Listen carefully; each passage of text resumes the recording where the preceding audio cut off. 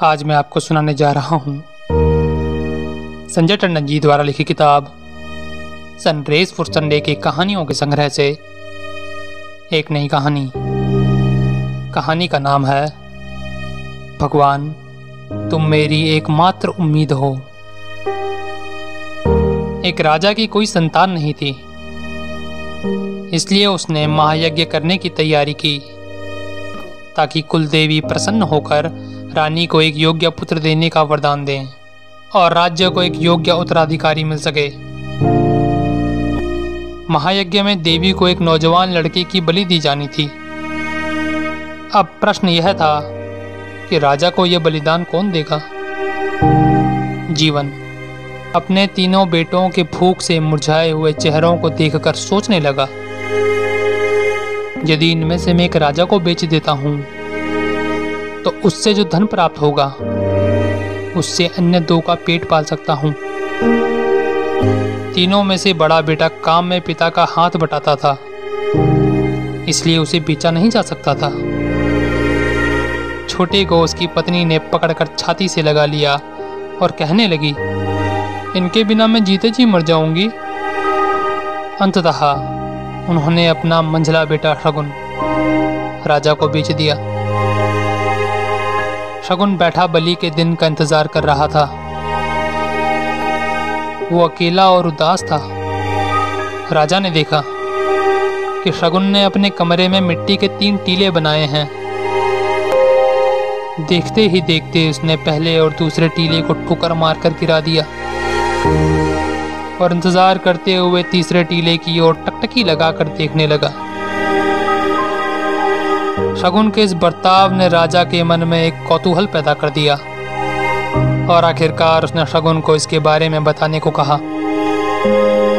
शगुन ने राजा के आग्रह को आदेश मानकर कहा, हे राजा, पहला टीला मेरे माता पिता को दर्शाता है, जिनके ऊपर मेरी सुरक्षा, पालन पोषण और सांसारिक उत्तरदायित्व था, पर उन्होंने मुझे आपको बेच दिया, इसलिए मैंने ठोकर मारकर उनके साथ अपना लगाव और अनुराग तोड़ दिया।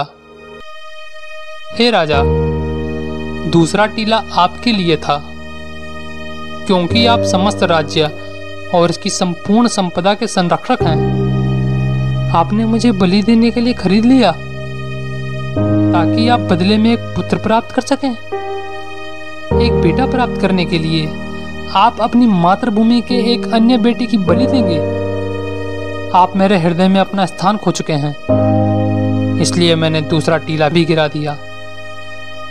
तीसरा टीला मेरे प्रभु के लिए है, जो सर्वसव का संरक्षक है। मैं इंतजार कर रहा हूं, शायद वो मेरी रक्षा करेगा। अब वही मेरी एकमात्र उम्मीद है। यह सुनकर राजा को एहसास हुआ कि वो एक गंभीर गलती करने जा रहा था। राजा ने शगुन को गोद में उठा लिया और ये कहने की जरूरत नहीं है कि सिंहासन के उत्तराधिकारी के तौर पर उसका राज्य अभिषेक भी हुआ।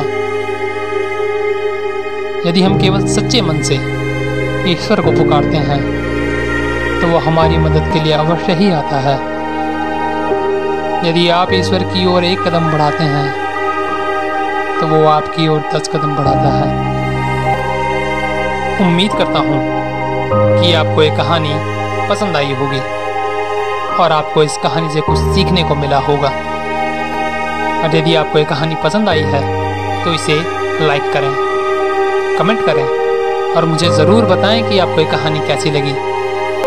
सब्सक्राइब करें ताकि मैं आपके लिए इस प्रकार की कविता, कहानियाँ, किस्से लाता रहूं।